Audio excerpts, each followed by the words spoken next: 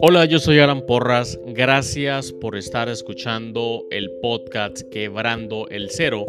Hay un próximo episodio que tengo especialmente para ti y que está pronto a reproducirse. Espero que lo disfrutes.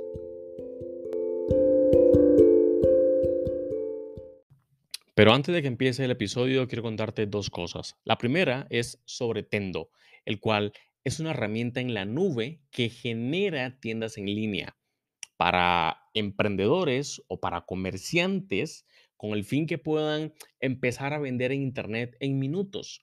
Tendo genera tiendas en línea equipadas con absolutamente todo, inclusive pasarela de pagos. Tendo tiene un plan gratuito, así que puedes ingresar a tendo.com, tendo con doble N, tendo.com, para crearte tu propia cuenta, tu propia tienda. Y bueno, luego me cuentas cómo te fue. ¿Ok? Lo segundo que te quiero contar es acerca de 4Geeks Mentors. 4Geeks Mentors son sesiones privadas de mentoría específica para emprendedores. Mentorías en temas como estrategia de negocios, cultura y talento humano, marketing y ventas, e-commerce. Entonces, quiero decirte que puedes ingresar a 4geeks.io/mentors, 4geeks.io/mentors, y entonces das al botón de agendar llamada para que agendes una llamada en cualquiera de estos categorías que te dije previamente. Si ingresas el código quebrando, obtienes un descuento de un 15% en la mentoría. ¿Ok? Son mentorías privadas, mentorías que tardan aproximadamente una hora y media, virtuales 100%. Entonces ahí te dejo esa herramienta para que la utilices como manera de destrabar algunas cosas que están bloqueando el crecimiento de tu negocio. ¿Ok? Ahora sí, viene el episodio. Enrique, muchas gracias. Alan, Gracias por venir. a vos ¿Qué tal? por la ¿Cómo invitación. vas? Todo bien, gracias a Dios. Muy bien. ¿Vos qué tal? Muy bien, por dicha. Gracias por venir a conversar un poco acerca de negocios, tecnología, emprendimiento, que es lo que esta audiencia está escuchando. Para comenzar un poco y tener un poco de background tuyo y que la gente pueda acercarte más a lo que haces, tal vez puedas darnos un recorrido sobre lo que has hecho en los últimos, ¿qué? 20 años. Más o menos, sí. Sí, más o menos. Bueno, más bien, muchísimas gracias nuevamente por tenerme acá en tu podcast. Ajá. Es un placer para mí estar conversando con vos. Bueno, mi trayectoria siempre ha sido de informático. Yo salí de la universidad de ya hace bastante tiempo. Ya tengo más o menos 18 años de estar en el mercado laboral. Empecé como todo recién graduado, como empleado, ¿verdad? Nunca tuve esa chispita de ser el emprendedor. Así estuve por un buen tiempo hasta que en el 2006 tomé la decisión de que ya quería empezar con algo propio, ser el dueño de mi propio destino. Okay. En realidad buscar como se le conoce, libertad financiera, ¿verdad? Que a veces cuesta mucho llegar a eso, ¿verdad? Pero en realidad el deseo y el ímpetu era de llegar a hacer y forjar mi propio destino, ¿verdad? Que no fuera alguien más que me tuviera que estar diciendo qué hacer, sino hacer yo las cosas que me gustaban, que me apasionaran y poderlas llevar a cabo.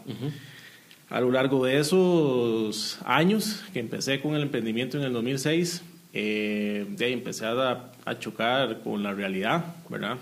La hermosa realidad. La hermosa realidad del emprendedor, de buscar clientes, de que te digan que sí, de que te digan que no, de la alegría y satisfacción de saber que ya tenés un ingreso porque has conseguido cierta cantidad de clientes, pero que se te fue rapidísimo porque tenés que pagar todas tus deberes como... Parece que cuentan mi historia. Es la historia de todo emprendedor.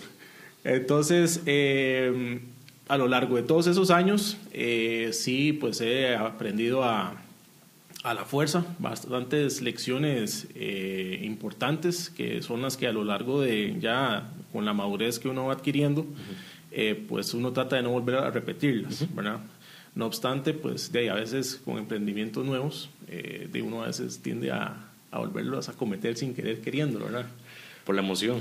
Exactamente, por el rush ese de volver a hacer algo nuevo, ¿verdad? Esa adrenalina que le sale a uno de querer forjar otro emprendimiento. Entonces a veces uno tiende a cometer esas, o como dicen, tropezarse con la misma piedra varias veces. Perdón que te corte, Manrique, cuando saliste del colegio me dices que, de la universidad, perdón, me dices que estuviste trabajando para alguien en algo. ¿Qué hizo ese tiempo? Ok, ese tiempo mi primer trabajo fue en una empresa procesadora de tarjetas de crédito. Okay. El peor trabajo de mi vida. ¿Qué hacía? No es que fuera el peor trabajo de mi vida, es que fue demasiado estresante porque yo era el encargado de velar porque es que se rechazaban las tarjetas de crédito. Ya. Y yo venía entrando, entonces tenía que empaparme de todo ese mundo y el gerente general siempre estaba encima mío, que por qué tal tarjeta no se procesó y yo a veces ni siquiera sabía qué era. Sí. Claro, fue una escuela de aprendizaje enorme, ¿verdad? Todo el manejo de estrés fue tempranísimo, el manejo de problemas, de situaciones, de resolver las cosas de forma inmediata. ¿Eso fue a los 18, 19? Eso fue entre los 18 y los 19. Uf. Es correcto. Muy bien. Entonces, recién graduado, bueno, ni siquiera había terminado la universidad, ¿verdad? O sea, todavía estaba ya en los últimos cuatrimestres. Yo salí de la Universidad Latina y ya me estaba dando... Yo estuve en una latina, pero no salí. ¿No saliste? No, ¿No terminaste? No terminé. Ok, pero bueno, eso no significa nada, ¿verdad? No, para nada. Y bueno, ya, ¿cómo se llama? Desde temprana edad empecé a recibir balazos. Ajá. y a ver cómo los resolvía, y así estuve por año y casi 2 años en ese ambiente. Después de ahí pasé a otros proyectos un poco más tranquilos, ya no tan estresantes, pero sí dentro de la misma empresa, donde tenía que estar viajando a los diferentes lugares en Centroamérica donde tenían las oficinas, y después de ahí decidí que ya quería pasarme a otra empresa. Okay. Era una empresa gringa que recién había iniciado operaciones, y de ahí pasó lo que tenía que pasar y la empresa vino la crisis y cerró. Duré 6 meses. Okay. Muy bien. Y después de ahí empecé de ahí a buscar trabajo. Estuvo difícil hasta que en el 2000, las Torres Gemelas fue en el 2001. 2001. Fue 11, el 11 de abril, el 11 de septiembre de 2001. Y ahí, después de eso, fue que conseguí mi trabajo, donde estuve 7 años. Ahí estuve ya como jefe del área de informática, desarrollando todos los proyectos. Ahí ya adquirí otro aprendizaje y otra madurez totalmente diferente. Seguía lidiando con las gerencias generales, pero desde otra perspectiva, ¿verdad? Ya no era un trabajo más estresante, pero sí ya era un trabajo de muchísima más responsabilidad. Claro. Y de valorar las entregas y los tiempos de entrega, ¿verdad? Entonces, ahí estuve, sí, bastantes años. Estuve 8 años. Después a esa empresa la adquirieron. Después me pasaron o me reubicaron a la nueva empresa. Ya ahí bajé de nivel. Ya no ahí era una persona, un empleado más, ¿verdad? No era jefe, sino que ya estaba dentro de los niveles bajos. Y ahí fue donde ya tomé la decisión de que sentía yo que ya estaba preparado para salir al mundo, a hacer mis emprendimientos, y volviendo al mismo tema, ser el dueño de mi propio destino. Y bueno, ahí fue donde tomé la decisión. Ya para ese entonces ya estaba casado, y ahí fue donde empezó toda la aventura. Y bueno, del 2006 para acá hemos logrado bastantes cosas, ¿verdad? Digo hemos porque no soy solo yo. Hay cosas que a lo largo del tiempo, pues uno como emprendedor piensa que uno lo es todo, ¿verdad? Y que uno tiene que hacerlo todo, que soy Zoila. Y creo que ese es el error número 1 que comete uno como emprendedor, por lo menos así lo veo yo. Uno no puede pensar que uno es la persona que lo va a resolver todo, que va a ser el que vende, que va a ser el que administra, que va a ser el que programa, que va a ser el... Pagar planilla, que ir a pagar la póliza, que cobrar, que pelear con los clientes, que mandar correos. Es demasiado trabajo. Sí. Entonces, bueno, con todos estos años hemos desarrollado proyectos interesantes. La empresa empezó desarrollando un producto, que era un producto para empresas que exportaban flores, frutas y follajes a Europa y Estados Unidos y que tenían que empezar a cumplir con las normas de trazabilidad. El problema de eso fue que fue un producto que salió muy o antes de tiempo de que las personas tuvieran ese know-how de trazabilidad. Yeah. Entonces fue un producto que salió al mercado muy maduro, ¿verdad? O en una etapa muy madura, y que las personas que tenían el conocimiento de que tenían que cumplir con esos requisitos, ¿verdad? Eran muy pocas las personas aquí en el país. Lo que costó la venta, lo que me quiere decir. Digamos que ese producto nació de una tesis que hizo mi esposa, en la cual habían 150 personas que habían dicho que sí estaban interesadas en comprar, y la realidad fue que las únicas que compraron fueron 3. ¿Verdad? Rompiendo estadísticas. Totalmente. Lo que pasa es que ese producto sí duró su tiempo en desarrollarlo, ¿verdad? En aquellos momentos no eran las metodologías ágiles, sino que todo era en la metodología normal y tradicional, que era la de cascada, ¿verdad? Que llevaba su tiempo. Hoy sí, mañana no, y por las noches y todo eso. Exactamente. Que si tal vez hubiera sido con las metodologías de hoy en día, pues tal vez hubiera sido un poquito más expedito la salida al mercado y la validación del cliente, ¿verdad? Porque uno de los rechazos fue no solo el know-how, sino tal vez todo el proceso o todo el flujo que tenía que mapear las fincas para poder llevar esa trazabilidad. Que eso, digamos, lo que haría era meter más gente a la empresa para que pudieran estar metiendo esa información. Manrique, devolvámonos un momento a la parte donde me dices, estuve trabajando en varias empresas y después decidí crear esa empresa con ese producto. Sí. Yo siempre he creído que el momento en el que uno puede tomar mayores riesgos en la vida, por ejemplo, iniciar una compañía, por ejemplo, crear una banda de música, por ejemplo, XYZ. Es en etapas muy tempranas, en etapas donde uno no tiene responsabilidades. Es lo que yo pienso. Correcto. Pero ya estabas casado, ya tenías una responsabilidad tuya y otra medianamente encima. Correcto. ¿Qué pasó por la cabeza? ¿Cómo lidió con ese tema y con la presión? No solo es tuya, es de tu familia y de la otra familia y social. Totalmente de acuerdo. En realidad es muchísimo más sencillo cuando, como decís, no hay responsabilidades de por medio, ¿verdad? La única responsabilidad sos vos. En este caso, pues estábamos recién casados. La responsabilidad sí existía, pero fue consensuada, ¿verdad? O sea, en realidad no fue una decisión mía y me voy y listo, ¿verdad? O sea, sí lo conversé con mi esposa en su momento, y de ahí lo que al final dijimos fue, de ahí si no sale, será buscar... Me devuelvo, ¿verdad? Sí. Volver a ser empleado. Es el peor escenario que pueda suceder en este momento. Pero bueno, de ahí me volví adicto. Me volví adicto y de ahí no pude volver, ¿verdad? Pero sí, no, totalmente de acuerdo con vos en que el tema de las responsabilidades es un tema que yo siento que impide a muchas personas el tener que crear nuevos emprendimientos, ¿verdad? Hoy en día, donde la situación económica está un poquito difícil y donde supuestamente nos incentivan a ser emprendedores, ¿verdad? Hay que tomar en cuenta muchísimas variables, y una de esas es el tema de las responsabilidades personales, ¿verdad? No es lo mismo, como decís, salir a temprana edad a hacer un emprendimiento soltero, que estar casado o tener ya 2 hijos o 3 hijos, tener un préstamo de la casa, un préstamo del carro. Es totalmente diferente, ¿verdad?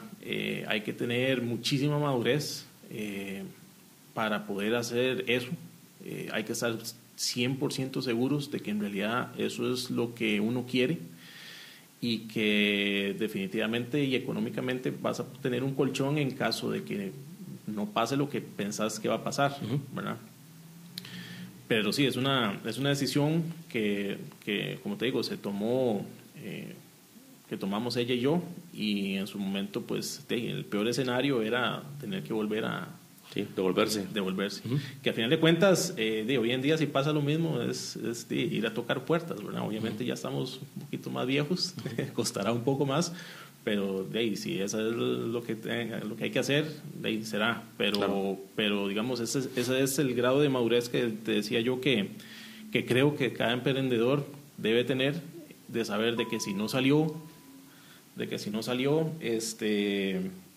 ahí hay que buscar otro emprendimiento, o en el peor de los casos volver a ser empleado, y mientras sos empleado tratar de pensar en algo más. Enrique, se abre la compañía, uno tiene al menos un cliente o al menos un prospecto en el que confía, en el que cree que esa es la salvación y este me va a llevar al próximo nivel de la compañía. Ese prospecto no te compra, al final se cae, no te compra, pasa muchas veces, y vuelves al punto de inicio. No sé si eso te pasó, a mí me pasó muchas veces. Un montón de veces. Confías demasiado en un cliente o pones demasiadas expectativas en algo y no sucede. Pones muchas expectativas en que un producto se va a vender y no se vende. Pones muchas expectativas en que la compañía va a estar en el top, no sé qué, o va a facturar tanto el próximo año y no factura. Sí. Cómo manejar todos esos temas emocionales y todas esas metas que en la universidad no hablan eso, en los bares no hablan eso, en los podcasts muy poco hablan eso. Totalmente de acuerdo. Y sabía que me ibas a hacer esa pregunta, no sé por qué, pero sabía que me ibas a hacer la pregunta. Y te soy sincero, ya con el tiempo, ya uno aprende que los clientes mienten.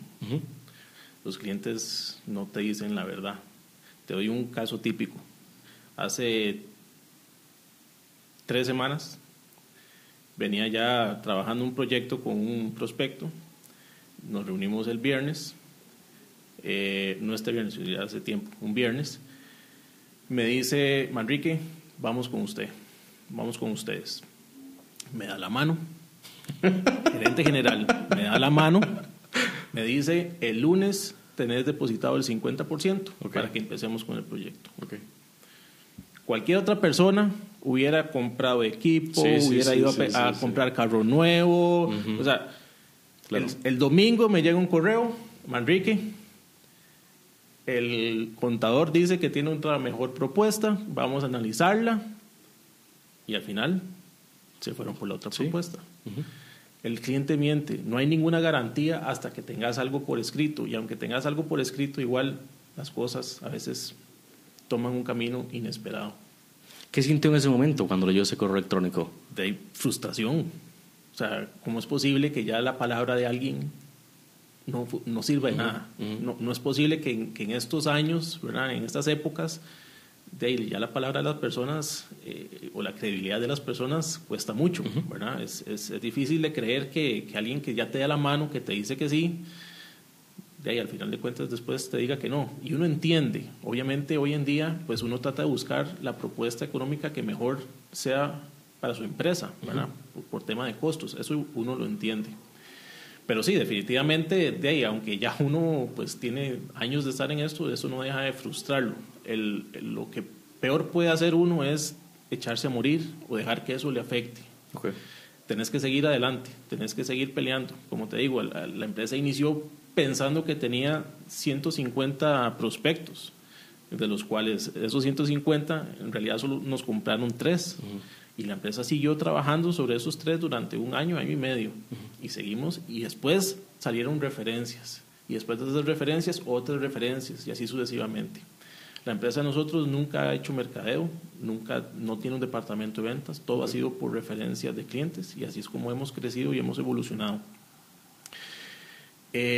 Definitivamente, a veces uno tiende a tomar esas respuestas de la forma más negativa. En el pasado yo lo hice, no voy a mentir. O sea, sí, yo me echaba a morir. O sea, yo decía, ¿cómo es posible que este hijo de tal, verdad? Al final de cuentas, uno está tratando de creer que la otra persona está confiando en vos, está confiando en tu producto, está confiando en tu empresa, y al final de cuentas no sucede. Por más tiempo que vos le invertiste, por más correos, por más reuniones, al final nos desgasta, ¿verdad? Desgasta emocionalmente, pero no hay que echarse a morir. Yo siento que definitivamente cuando se cierra una puerta, se abre otra. Yo sé que suena muy cliché, ¿verdad? O muy cursi decirlo, pero es cierto. O sea, eso sí sucede. Y no es inmediato, obviamente, ¿verdad? No es que se me cerró una y ya el martes se me abrió otra, no. Definitivamente es un tema de que hay que salir a buscar. Yo he aprendido que la gran mayoría de nuestros proyectos o de nuestros nuevos proyectos surgen de nuestros propios clientes. Entonces, ir a tocar puertas de nuestros propios clientes pensando que no necesariamente el producto que tenemos es lo único que tienen, sino que tienen otras necesidades, hay que aprender a buscar esas necesidades. Y no necesariamente la empresa va a tener ingresos de clientes nuevos.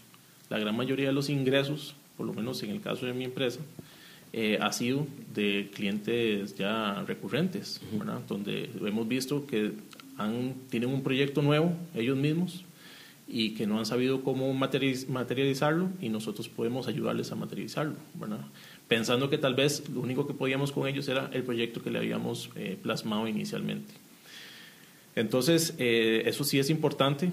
Yo siento que eso es algo que sí he aprendido, que definitivamente uno siempre va a toparse con un no. Y yo creo que vos en algún momento lo habías dicho, había que transformar ese no en un sí.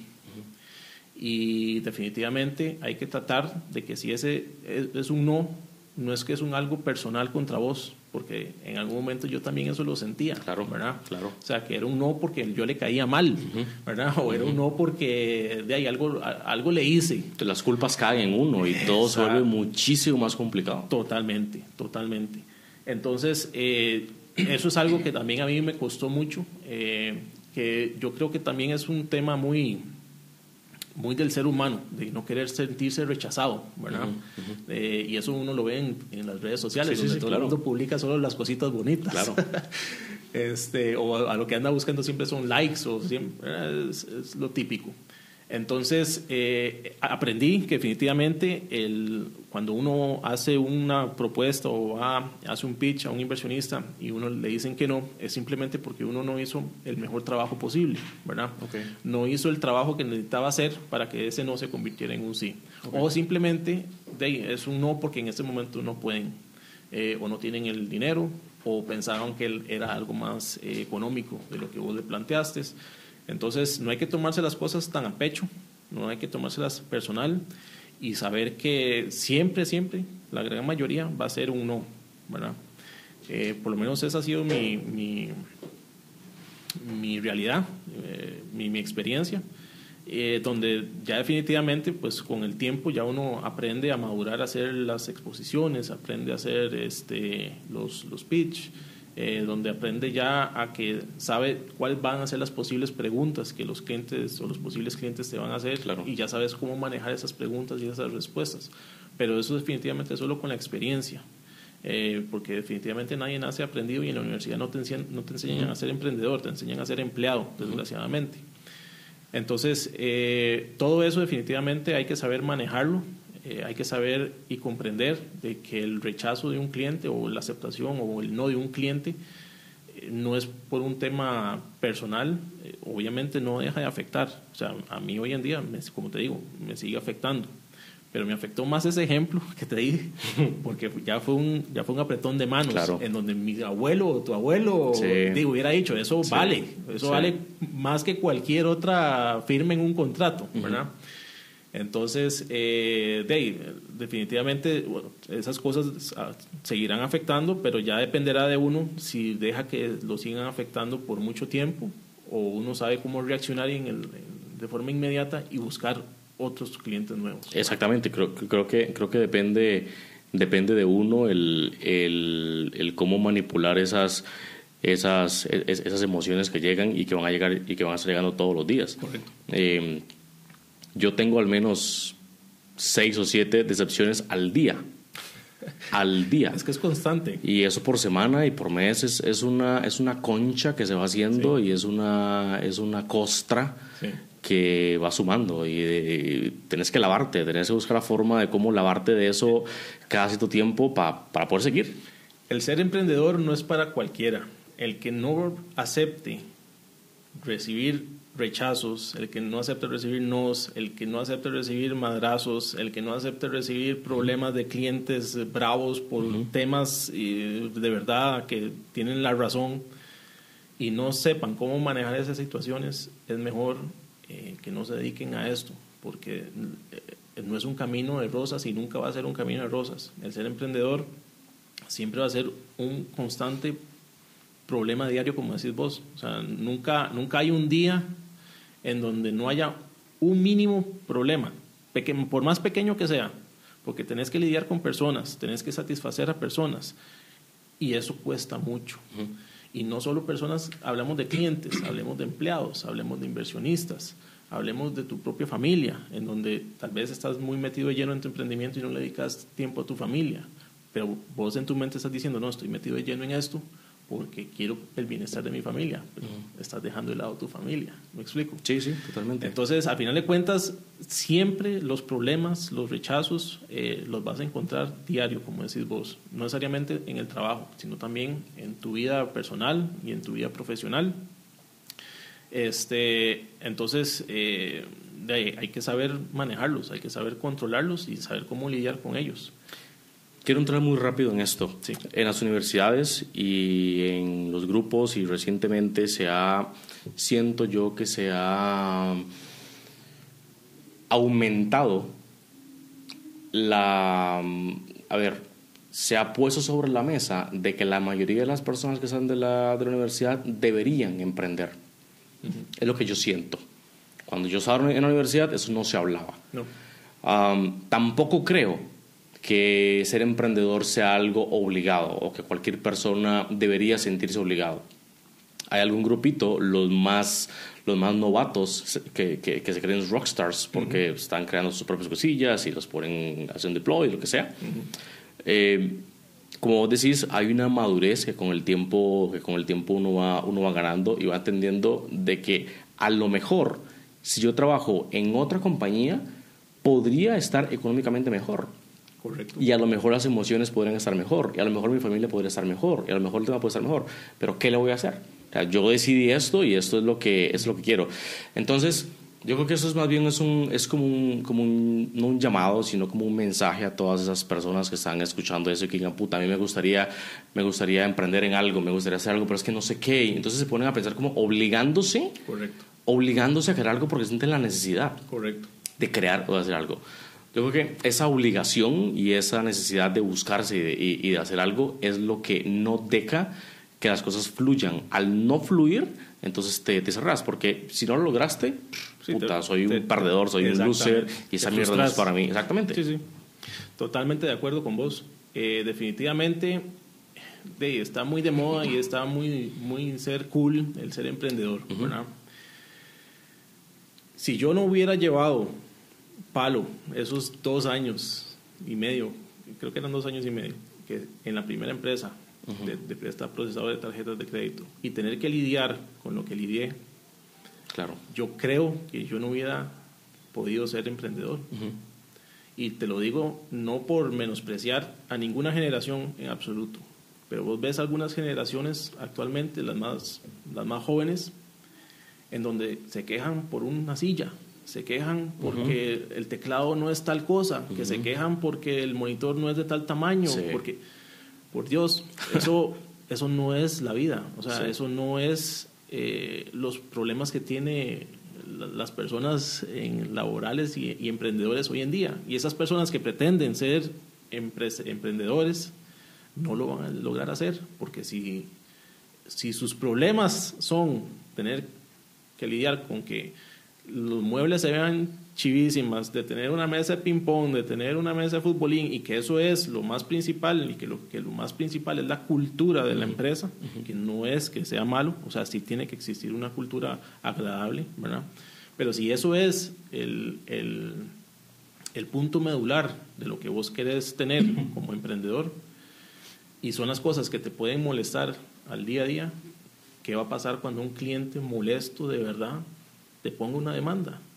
¿Qué va a pasar cuando la caja te ponga una causa penal porque no has pagado la caja, porque te has atrasado, porque los clientes no te han pagado? ¿Qué vas a hacer cuando Hacienda te ponga una multa porque no has pagado el IVA, porque los clientes no te han pagado? ¿Qué vas a hacer cuando pagas vos primero los salarios de tus empleados antes de pagarte vos tu salario? Porque de ahí, si no se te van los empleados. ¿Qué pasa cuando tenés que lidiar con las situaciones reales de una empresa, de un emprendimiento? No lo van a poder manejar, porque sus problemas banales, disculpen que lo diga de esa forma, no te los enseñan en las universidades. Las cosas reales de la vida de un empresario no te lo enseñan en la universidad. Y es lo que yo te decía, en mi época, ser profesional era ser un empleado de una empresa. Eso era. Para eso no se educaban, para ser empleados. Y vos lo ves que eso no ha cambiado. Yo veo institutos tecnológicos, universidades tecnológicas, en donde tienen a todos sus estudiantes ya colocados en empresas, pero vos no los ves con una carrera bien hecha de emprendimiento, porque piensan que el emprendimiento es algo que sale de forma natural, y no es así. O sea, una de dos, como decís vos, o me voy a un trabajo y estoy tranquilo, no tengo problemas, pienso qué puedo hacer con mi vida, trato de ver si se me ocurre una idea o se sale alguna idea y me aventuro, si es que quiero aventurarme, pero a sabiendas de que no va a ser nunca un camino de rosas. Yo creo que a veces, volviendo al tema cliché, la vida nos pone en un camino o en una ruta para aprender lo que tenemos que aprender para el punto final donde queremos llegar. ¿Qué quiero decir con eso? Volviendo al punto inicial, si yo no hubiera llevado palo esos 2 años, tal vez yo no hubiera tenido la madurez de los siguientes años de tomar las decisiones que fui tomando hasta llegar al punto donde estoy hoy, ¿verdad? Hoy, gracias a Dios, voy a empezar ya mañana mi tercer emprendimiento, ya con un inversionista.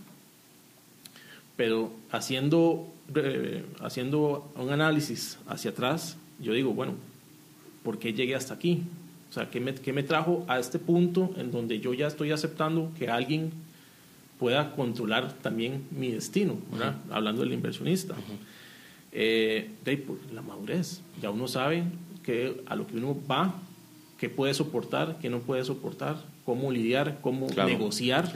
Porque esa es la palabra más importante, yo creo. La palabra es negociar, porque siempre vas a tener que estar negociando con tus empleados, negociando con tus clientes, negociando con el Estado. O sea, es una eterna negociación con cualquier persona o cualquier ente que esté alrededor de tu emprendimiento. O sea, el que no sepa, y es un tema muy recurrente, el que no tenga los soft skills para poder hacerle frente a un emprendimiento, no va a poder hacerlo. Sobre todo el tema de negociación. Si sos una persona en la que no estás, que eso no le enseñan en la universidad, por cierto, no te enseñan a negociar, por lo menos a mí. No, a mí menos. A mí nunca me enseñaron a negociar. Yo lo veo con mis empleados y tampoco saben negociar. Aceptan lo que yo les digo y punto, ¿verdad? Y tampoco es que soy dictador, simplemente es que yo digo, mira, me parece que hagamos tal cosa, y ellos dicen, ok, sí, ¿verdad? O sea, son personas que a veces salen y no cuestionan, sino que simplemente aceptan. Entonces, el no saber negociar y pretender levantar un emprendimiento es un tema complicado. Yo confío mucho en la selección natural, ¿sí? para todo. Totalmente de acuerdo. Y en cuanto a esto, creo que está bien, porque no podría imaginarme una camada de empresas lideradas por gentes mediocres que al fin y al cabo van a crear productos mediocres y servicios mediocres para el resto. que eso no va a calar en Y ningún, hay en ningún lado. existirán. Pues creo que sí. Los colocados a dedo podrían O son estar ahí. heredados. O heredados. Heredados. Es otro tema que no viene aquí, pero creo que sí, creo que es cierto, es cierto. Con respecto a lo que mencionas del año y medio o los años que estuviste en la empresa de tarjetas de crédito, que comiste mucha mierda en todo eso ahí, yo también estuve. Las primeras 3 empresas que yo hice las quebré en menos de 2 años. Y yo creo que la mayoría de los errores y la mayoría de las cagadas y la mayoría de todas las cosas malas que pueden suceder sucedieron en esa edad. Y yo tenía alrededor de 18 a 24 años, de 17 a 24 años sucedió todo eso. Entonces por eso me acerco mucho a lo que dices de que mira, tenía 18 años y la gente me llamaba para el tema de tarjetas de crédito, yo no sabía ni qué decir. A mí me sucedió algo similar. Entonces yo creo que en una edad muy temprana manejar ese tipo de responsabilidades y manejar todo ese tipo de decisiones que uno tiene que tomar, que pueden al fin y al cabo cambiar el rumbo de lo que sea, y no solo lo que sea, sino de quien depende de ese lo que sea, da una lección muy grande que que nadie más se la va a poder enseñar. Al fin y al cabo creo que en eso no hay atajos y me parece a mí que es justo. O sea, quien está ahí y que en este momento tiene éxito y que en este momento, éxito entre comillas, que en ese momento tiene éxito y que en este momento está en una posición mejor, es porque desde mi punto de vista ha estado la mayor cantidad de tiempo hacia atrás comiendo mierda. Correcto. Es lo que yo pienso. Sí, totalmente. Es lo que yo pienso. Y si yo no estoy en este momento, en el sitio donde quiero estar, es porque me da más mierda por comer. Bueno, te lo pongo así. ¿Quién crees que pueda salir más adelante, o salir adelante, perdón, con un emprendimiento? ¿Alguien que vive de la venta en la calle o alguien recién graduado de la universidad? Yo pienso que la venta a la calle. Por supuesto, porque él conoce la realidad. Claro. Él sabe ya cómo negociar. Y no necesariamente tiene que ser alguien estudiado. Sí. Es porque ha llevado palo, es lo que vos decís. Y es que volvemos o caemos en un tema que a mí siempre me ha preocupado, que me imagino que a vos también te ha pasado, que es el tema de la burbuja de confort. La burbuja de confort nos pasa absolutamente a todos, y cuando estamos en una universidad también tenemos esa burbuja de confort. ¿En qué sentido? En que sabemos que cuando salgamos de la universidad vamos a tener un trabajo. Esa es como la burbuja. En el peor escenario voy a tener un trabajo. Esa es la burbuja de confort. No tenés esa presión de que tenés que hacer algo más de que esa burbuja. O sea, volviendo al tema de la persona que labora, digamos, en la calle. Street smart, como le dicen, ¿verdad? Esas personas ya tienen un know-how, ya tienen un bagaje que no lo tiene un recién graduado de la universidad. O sea, ese tema de negociar, de saber tratar a alguien, de saber echarle esa parla, ¿verdad? Esa labia, como decimos. La influencia, persuasión. Exactamente, no lo tienen. Y esa persona perfectamente no puede tener tal vez un bachillerato, pero esa persona puede ser que sea más o logre más triunfos que vos, que si tenés un título, o que sea más capaz de sacar adelante un negocio que vos. Totalmente. Entonces, volvemos a lo mismo. O sea, es un tema de que sí, hay que llevar palo, pero uno decide en qué momento quiere llevar ese palo, siento yo. Sí. Yo no fue que lo decidí, simplemente fue que sucedió. me lo dieron así, tome, lleve este palo, ¿verdad? Pero de ahí decidí continuar con ese palo, okay. Que esa es otra cosa diferente. Cualquier otra persona hubiera dicho, ¿para qué sigo ahí? ¿Verdad? Mejor hubiera renunciado. Que bruto, porque eso era claro. Estúpido es usted. Sí. Pero no, yo decidí, yo dije, no, o sea, ese es mi primer trabajo, tengo que aprender. Si esto es, de ahí es. Porque mi papá, cuando le dije lo que me pasaba, y me decía, de ahí, ¿y qué quería? ¿Y qué pensó? Entonces yo dije, sí, o sea, tiene razón. Sí. O sea, no es un mundo de rosas, ¿verdad? Sí. Entonces tomé la decisión de continuar. Tampoco era un trabajo malo, o sea, tampoco, pero sí era un trabajo o era un puesto de programador bastante estresante, porque tenía que estar lidiando constantemente todos los días con esos problemas y tratar de solucionarlos. ¿Y a qué me refiero con solucionarlos? De estar corrigiendo pues todas las pulgas que había en el sistema para que ya no se estuvieran dando esos problemas. Logramos hacerlo, no solo yo, sino un equipo de trabajo que teníamos ahí, pero a mí fue el que me pusieron la cara de servicio al cliente, ¿verdad? Sí. Entonces... como una piñata para que todo el mundo llegue a darle. Exactamente. Entonces, no necesariamente todos los trabajos van a ser así, ¿verdad? No todos los trabajos vas a aprender a tener que lidiar con este tipo de problemas. Mucha gente seguro va a decir, qué estúpido lo que está diciendo, pero yo creo que una persona que no esté lidiando con problemas o no esté teniendo problemas de la empresa donde está trabajando, debería buscar un puesto en donde sí tenga que lidiar con eso. ¿Para qué? Para ver de qué está hecha esa persona en realidad. Si busca crecimiento, esa persona. Lo que sea, crecimiento, quiere un emprendimiento, yo creo que los problemas de la casa a veces se quedan cortos con los problemas que uno puede tener el día a día en el trabajo. No los menosprecio, obviamente son todos a nivel escala difíciles, pero tenés que aprender a lidiar con problemas, tenés que aprender a lidiar cómo solucionarlos, como decís vos, para poder aprender a crecer. Es la única forma, es lo que yo siento que es lo que las personas que están en su burbuja de confort y que piensan hacer un emprendimiento deberían de hacer antes de empezar a crear un emprendimiento. Manrique, ¿cómo se llama la empresa que tienes ahora? Mi empresa se llama ESoft. ESoft, ¿qué hacen? Sí. Nosotros lo que tenemos es una mezcla entre productos y servicios. Okay. La empresa, como te decía, inició en el 2006 con un producto que a los 2 años fracasó.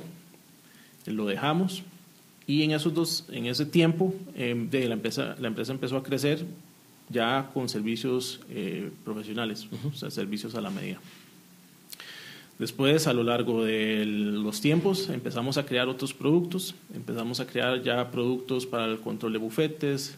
Después creamos otros productos para punto de venta, para dispositivos móviles, que en aquel momento no era Android ni era iOS, era Windows Mobile.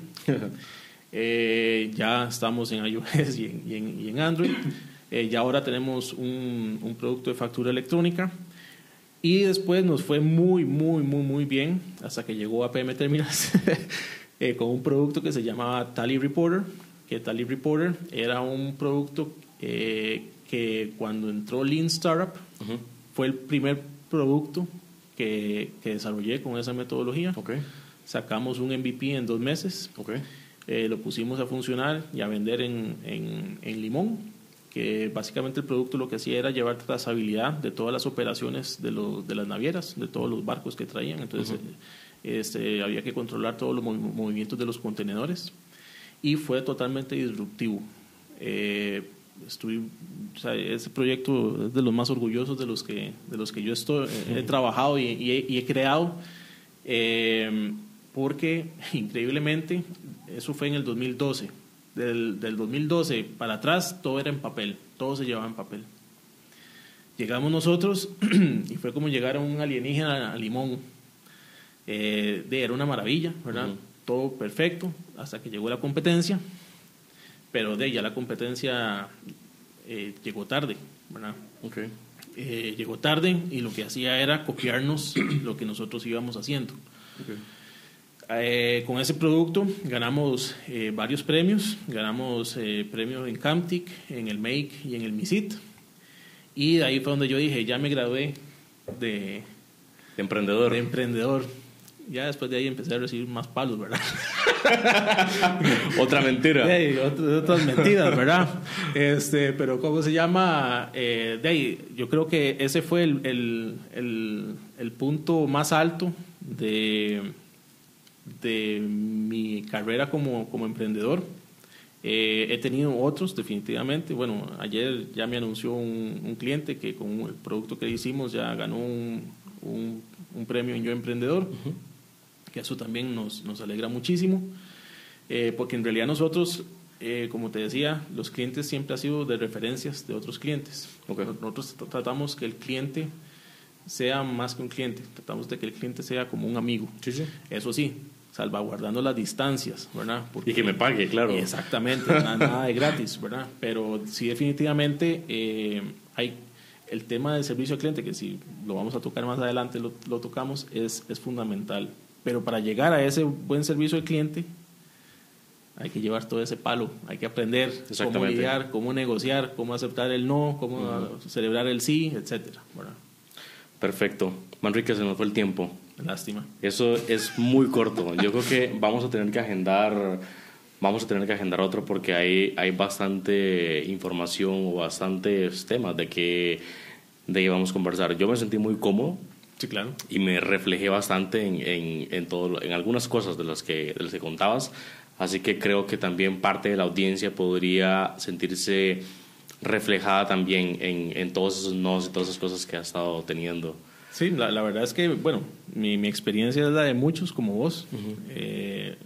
Yo creo que el tema de ser emprendedor cuesta, no es una tarea fácil. Y para los que buscan una incubadora, les va a ser a veces hasta un poquito más difícil por tener que estar lidiando con inversionistas. Claro.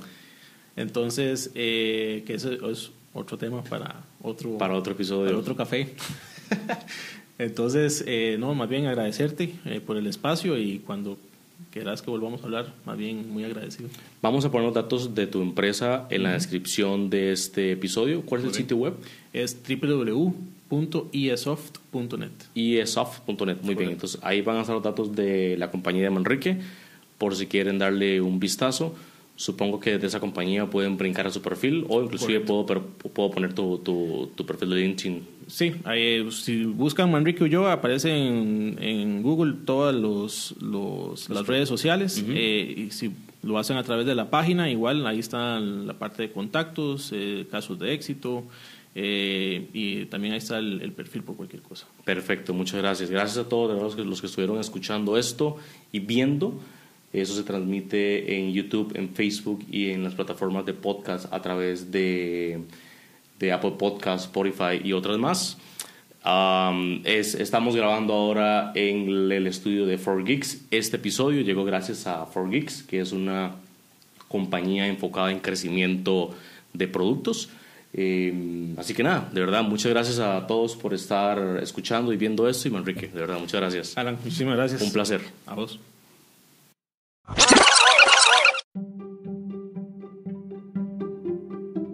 Este episodio llegó a ustedes gracias a 4Geeks. 4Geeks es una compañía enfocada en crecimiento exponencial de negocios. Recuerda que puedes encontrar este y todos los demás episodios en tu plataforma de podcast favorita, como Spotify, Apple Podcasts o inclusive YouTube.